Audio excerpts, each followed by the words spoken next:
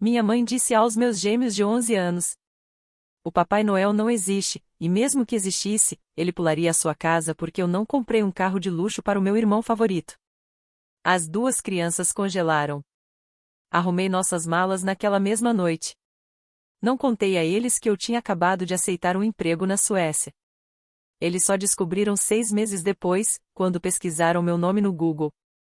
Eu devia ter sabido que a véspera de Natal ia dar errado no segundo em que minha mãe disse: "Meninas, venham aqui. Quero falar sobre o Papai Noel", e fechou a porta da sala de jantar atrás dos meus gêmeos. Estávamos na casa dos meus pais. A mesma casa bege de 2 andares onde eu cresci. A mesma guirlanda falsa colada no corrimão. O mesmo Papai Noel de cerâmica rachado sobre a lareira. Os filhos do meu irmão Ryan estavam na sala, rasgando os presentes como se fosse uma prova cronometrada. Os adultos faziam aquela risada forçada, meio gemida, que sempre fazíamos quando meus pais recebiam. Leah e Noah ainda estavam de meia, 11 anos, as bochechas rosadas de tanto correr com os primos. Naquele ano, tinham escrito cartas para o Papai Noel meio de brincadeira, meio a sério. Eles sabiam a verdade, mas ainda gostavam do ritual. Ainda queriam acreditar que restava um pouco de magia nessa família, mesmo que fosse só de mentira. Eu estava na cozinha, repondo o prato de batatas, quando ouvi a voz da minha mãe atravessar a porta entreaberta.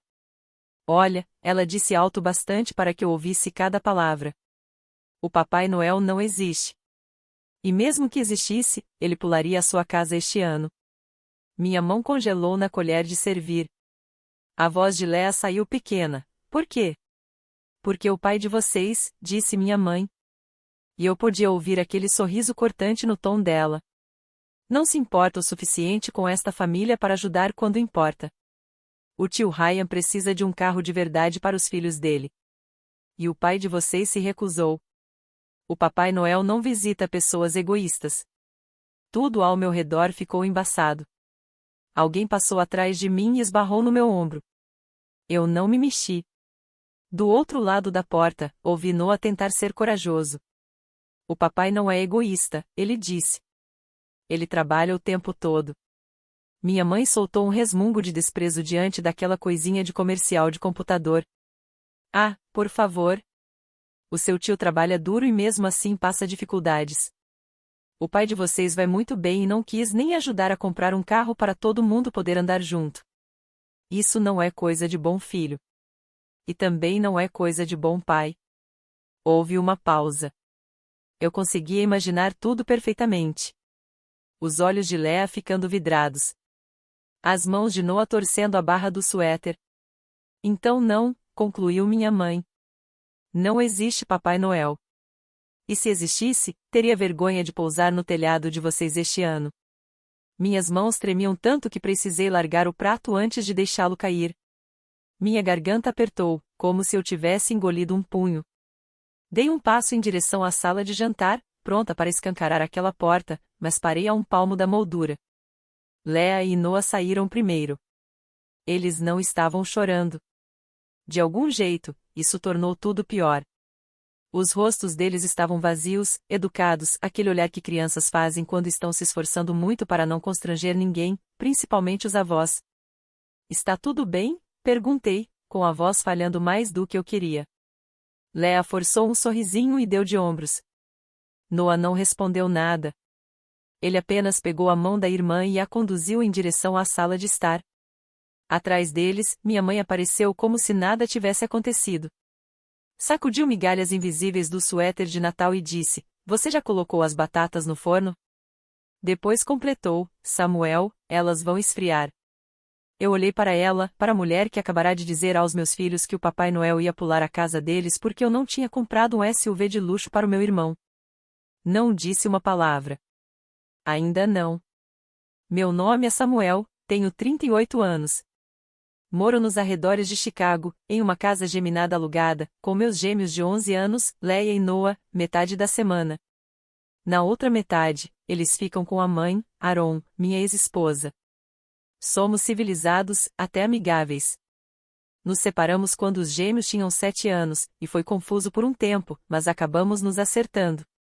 Trabalho como profissional de marketing de performance, um on-target, como meus clientes do leste europeu gostam de chamar. Gerencio campanhas de anúncios, ajusto números em painéis, corro atrás de taxas de clique às 2 da manhã e bebo café demais. Não é glamouroso, mas paga bem. Entre meu emprego em tempo integral numa empresa de e-commerce e alguns trabalhos freelance por fora, vivíamos confortavelmente. Confortáveis o suficiente para que, na cabeça dos meus pais, meu dinheiro tivesse deixado de ser meu havia muito tempo. Começou pequeno. Você pode cobrir a internet este mês, querido? As horas do seu pai foram cortadas. Seu irmão está numa situação difícil. Precisa de ajuda com os cartões de crédito. Só desta vez. O cara da calefação quer um sinal hoje e estamos apertados. Você é bom com dinheiro. Você entende.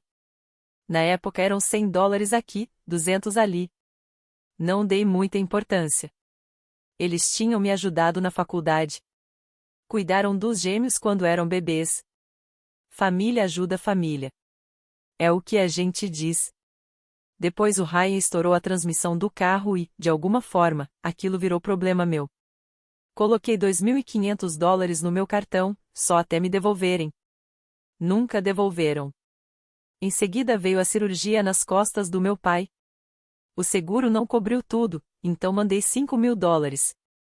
Quando meus freelas decolaram, configurei uma transferência automática para que eles não precisassem pedir $1.200 todo dia 1º do mês, direto para a conta conjunta dos meus pais.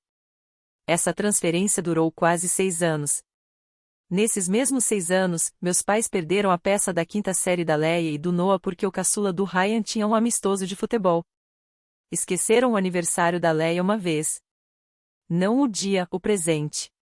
Embrulharam uma vela que ganharam de graça com um cupom e chamaram aquilo de simples e significativo, enquanto os filhos do Ryan abriam drones e tablets. Fotos de Natal na lareira. A família do Ryan em pijamas combinando. Minha mãe e meu pai no meio. E, ao lado, uma colagem emoldurada de uma viagem à praia em família que eu paguei, mas para a qual não fui convidado porque era mais fácil com só um grupo de crianças. As fotos escolares dos meus filhos ficavam na lateral da geladeira, presas por um ímã que dizia melhor avó do mundo. Como uma piada. Toda vez que algo doía, eu engolia. Dizia a mim mesmo que eles eram a moda antiga, que crianças não precisam de presentes iguais para se sentirem amadas, que meus pais estavam fazendo o melhor que podiam com o que sabiam. Queria poder dizer que eu mantive meus limites. Não mantive.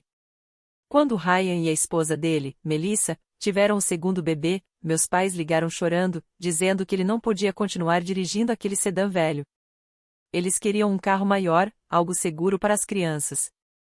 Quando minha mãe disse seguro, ela quis dizer bancos de couro e um logotipo alemão.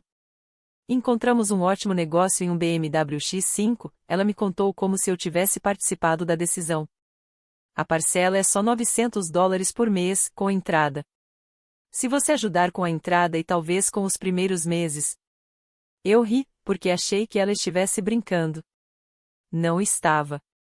Não é meu trabalho comprar um carro de luxo para o Ryan. Eu disse que ele tinha um emprego. A Melissa trabalha. Vocês já têm um carro. Eles podem comprar algo usado. Minha mãe ficou quieta daquele jeito que ela tem quando está guardando a raiva para depois. Eu só pensei, ela disse devagar. Com o quanto você está indo bem, você ia querer que suas sobrinhas estivessem seguras. Não estamos pedindo para você comprar. Só ajudar. Você sabe como o Papai Noel é generoso com quem doa. Eu devia ter percebido a ameaça ali. Essa conversa aconteceu 3 dias antes da véspera de Natal. Naquela mesma tarde, abri meu laptop durante o intervalo do almoço e cliquei em aceitar oferta em um e-mail que estava parado na minha caixa de entrada havia uma semana. Gerente sênior de marketing de performance, Estocolmo, Suécia. Com apoio para mudança incluído. Ajuda para encontrar escola para dependentes. Salário alto o suficiente para fazer minha cabeça zunir quando vi os números. Eu estava em processo seletivo com eles havia meses. Metade das entrevistas era às 6 da manhã por causa do fuso horário. Eles queriam que eu estivesse no escritório de Estocolmo até o verão. Eu vim adiando a decisão por causa de uma coisa: meus pais. Como eles vão se virar sem você por perto? Aaron perguntou com cuidado quando contei sobre a oferta. Ela não estava falando de sentir minha falta no jantar de domingo. Estava falando das contas, das crises, das ligações tarde da noite. Naquela tarde, sozinho na cozinha da minha casa geminada, eu cliquei em aceitar mesmo assim. Não contei aos meus pais. Não naquele dia. Não depois da conversa sobre o BMW. Pensei em esperar até depois das festas. Aí minha mãe decidiu transformar o Papai Noel na arma dela. Depois do pequeno discurso da minha mãe sobre como o Papai Noel pularia a nossa casa, a véspera de Natal virou um borrão em câmera lenta. As filhas do Ryan gritavam de alegria por iPads iguais. Meu pai brindou a família e ao Ryan, que sempre aparece quando a gente precisa. A Melissa beijou a bochecha da minha mãe. Minha mãe fingiu não observar meu rosto quando entregou os presentes da Leia e do Noah, meias e um jogo de tabuleiro dividido para os dois. Leia e Noah disseram obrigado, porque são o tipo de criança que eles são. Em certo momento, peguei o Ryan me observando com aquele sorrisinho de lado, convencido. Ele tinha ouvido o que a mãe disse. Todos tinham ouvido. Ninguém a impediu. Ei, cara, ele disse mais tarde, batendo no meu ombro perto da mesa de bebidas. Não leva a mamãe tão a sério. Você sabe como ela fica no Natal. Emotiva. Ela acabou de dizer aos meus filhos que o Papai Noel ia pular a casa deles porque eu não comprei um carro para você, eu disse. Ele deu de ombros. Bom, você não comprou. Eu encarei ele. Você tem 34 anos, Ryan. Você e a Melissa trabalham.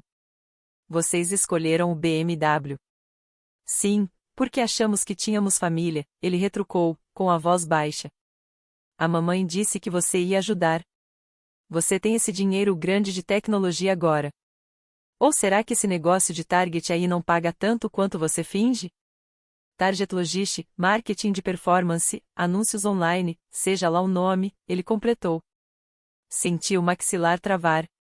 O meu dinheiro, eu disse, é para os meus filhos. Ele deu uma risadinha. Pelo visto, não pro Papai Noel.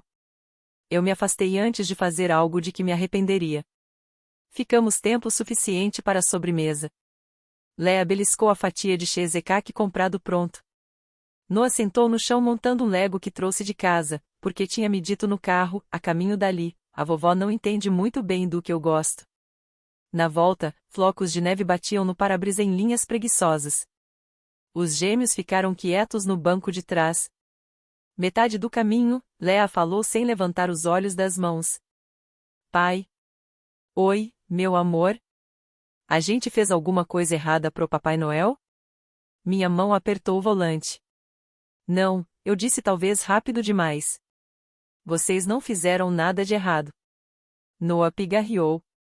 A vovó disse que o Papai Noel pula casas egoístas. Ela estava errada, eu disse. E não devia ter falado isso. Isso é problema dela, não de vocês. Silêncio de novo.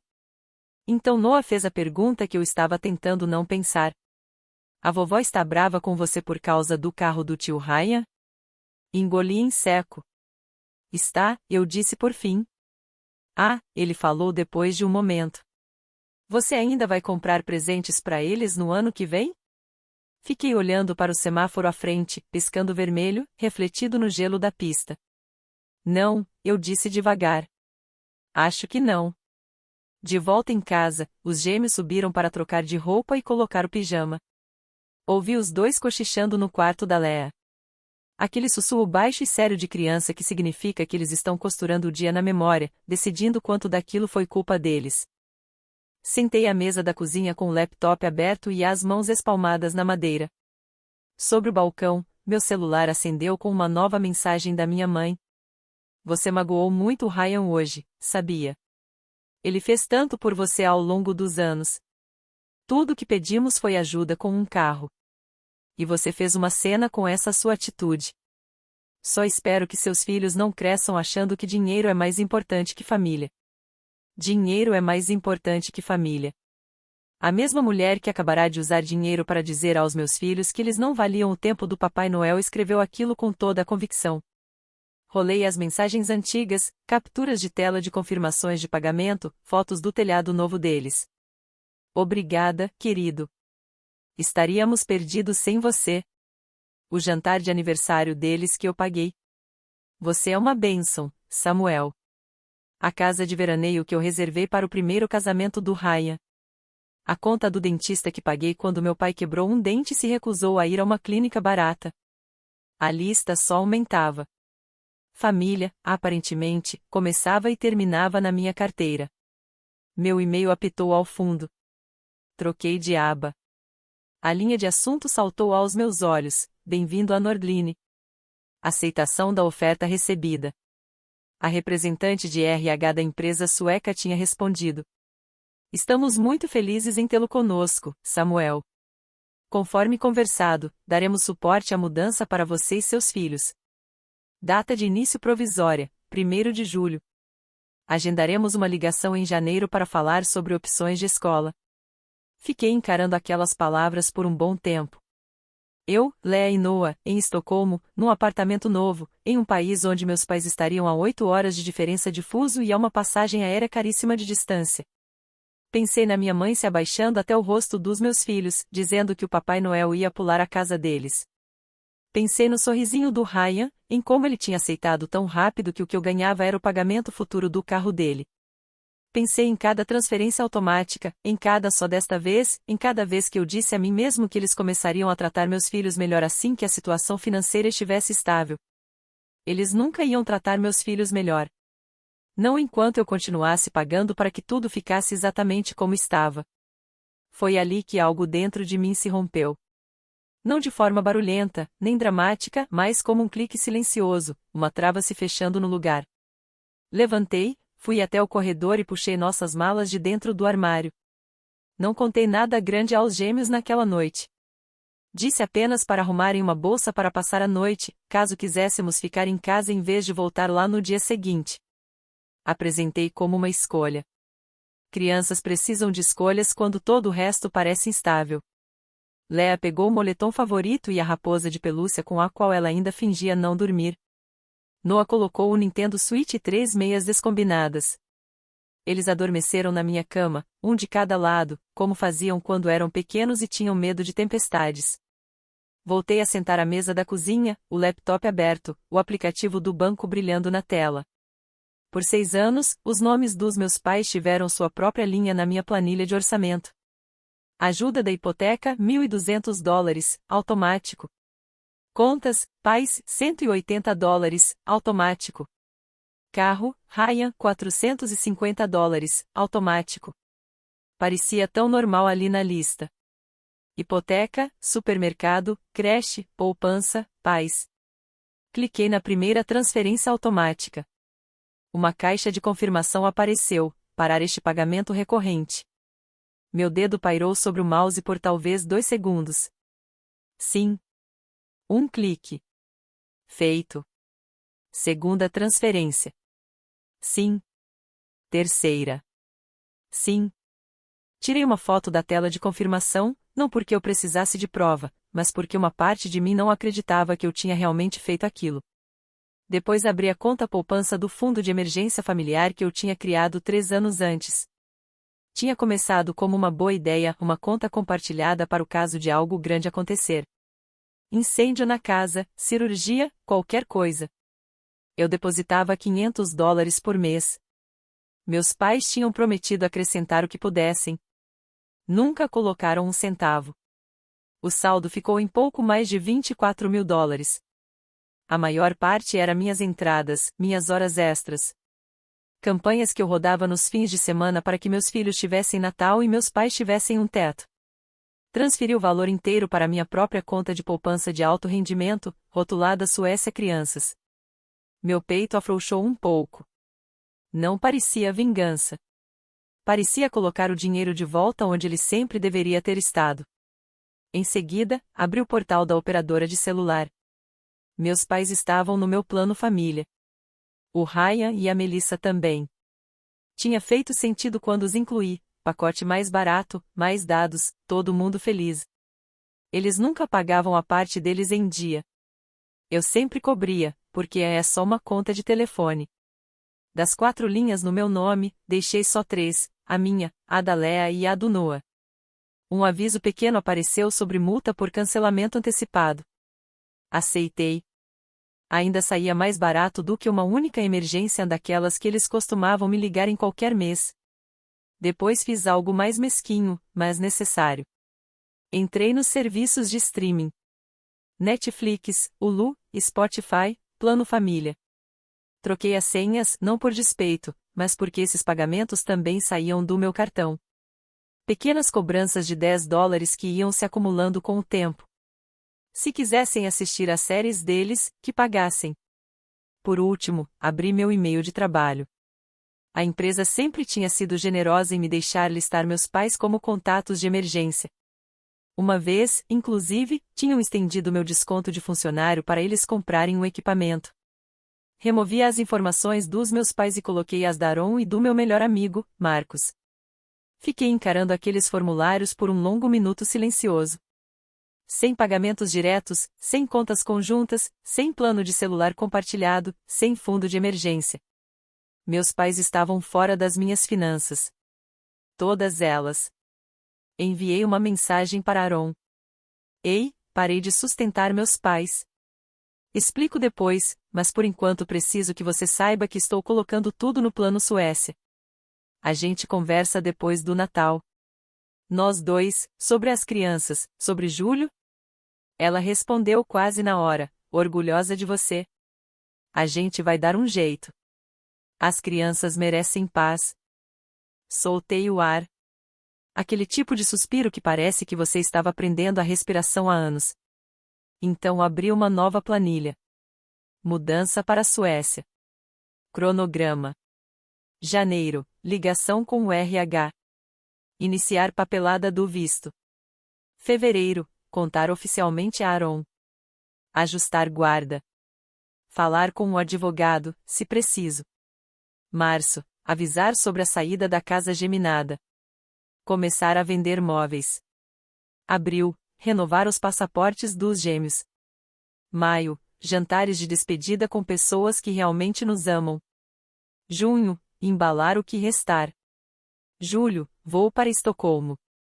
No final, acrescentei uma linha em negrito, contar aos meus pais. Opcional. Não dormi muito naquela noite. Toda vez que fechava os olhos, via o rosto da Lea quando minha mãe disse que o Papai Noel pularia a casa deles. Via as mãos do Noah torcendo o suéter no banco de trás. Por volta das 3 da manhã, meu celular vibrou de novo. Minha mãe, claro. Espero que você já tenha se acalmado. O Ryan está devastado. Ele contava com você. Nós te criamos melhor do que virar as costas para a família por causa de um carro. Digitei e apaguei 3 respostas diferentes. Por fim, virei o telefone com a tela para baixo sobre a mesa. A partir dali, a única resposta que eles receberiam de mim apareceria nos extratos bancários, não na caixa de entrada. Meus pais perceberam mais rápido do que eu esperava. No dia 2 de janeiro, meu pai ligou enquanto eu estava na minha mesa de trabalho. Sua transferência não entrou, ele disse. Nenhum oi. O banco diz que não há pagamento agendado. Isso mesmo, eu respondi, depois de uma pausa. O que aconteceu? Eu cancelei. Tudo. A hipoteca, as contas, o carro do Ryan, a poupança compartilhada. Acabou. Você não pode simplesmente fazer isso, ele retrucou, irritado. A gente contava com esse dinheiro. As contas. Vocês contavam comigo, eu disse. Não com a Leia e o Noah. Vocês disseram a eles que o Papai Noel ia pular a nossa casa porque eu não comprei um BMW pro Ryan. Eu terminei de pagar pessoas que humilham meus filhos. Ele murmurou algo sobre brincadeiras e estresse de fim de ano. Eu não sou o banco reserva de vocês, eu disse, e desliguei. As mensagens começaram quase imediatamente, da minha mãe. Você está sendo dramático. Foi só um comentário. Você realmente deixaria seus pais sem casa por causa de um mal-entendido do Ryan? Você está estragando tudo por causa de uma história boba de Papai Noel. Já tínhamos planejado em cima daquela parcela do carro. O que a gente vai fazer agora? Vieram também mensagens de parentes. Sua mãe está chorando a manhã inteira. Você não pode simplesmente falar com ela? Ela dizia, esse seu emprego novo subiu a cabeça. Ignorei a maioria. Quando respondi, mandei só uma linha.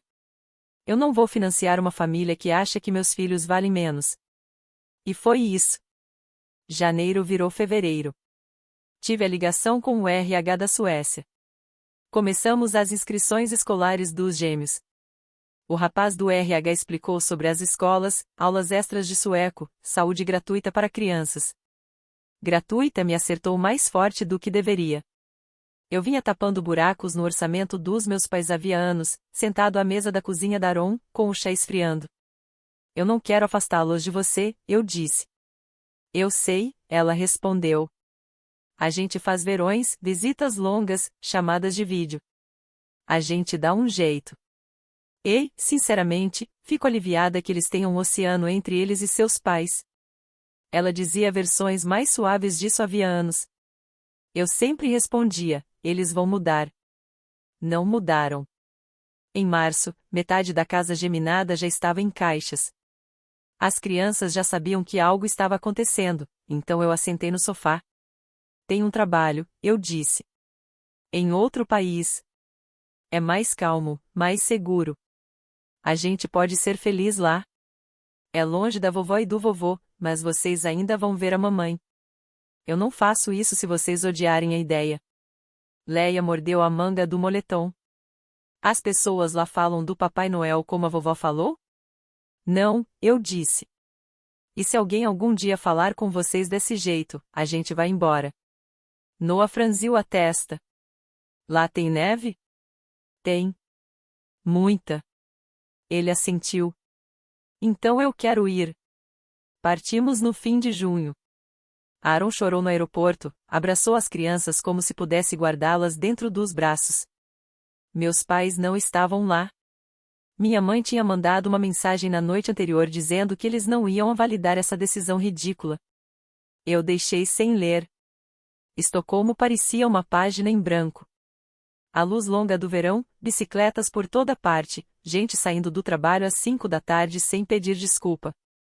O apartamento da empresa era pequeno e todo IKEA. Pai, você mudou a gente para dentro do catálogo, disse o Noah, se jogando no sofá. Podia ser pior, eu falei. A gente cria um novo ritmo. Escola, meu escritório, chamadas de vídeo com Aaron, parques nos fins de semana e histórias de fadas. Meus pais mandaram alguns e-mails longos, da minha mãe. Isso não é você. Eu nunca tive tão frio. O Ryan está se afogando. A casa pode estar em risco. Tudo isso, ela escreveu, poderia ter sido evitado se eu simplesmente tivesse comprado o carro e parado de deixar a raiva me controlar. Do meu pai, você vai voltar eventualmente. Não espere que as coisas sejam as mesmas. Não estaremos de braços abertos depois dessa traição. Eu li, joguei tudo numa pasta chamada Evidências e segui em frente. 6 meses depois, em novembro, meu telefone vibrou com um número dos Estados Unidos quando eu saía do escritório. Sam, disse minha tia Carol, então, sua mãe descobriu o Google. Eu soltei o ar. Claro que tinha. Ela estava dizendo na igreja que você estava só fazendo um trabalho online e que logo voltaria. Aí digitou seu nome. Achou o comunicado à imprensa da empresa, sua foto, a linha dizendo que você lidera a equipe em Estocolmo. Encostei na parede. Ela surtou, continuou a Carol. Disse que você os abandonou, que o dinheiro te mudou, que você sequestrou as crianças.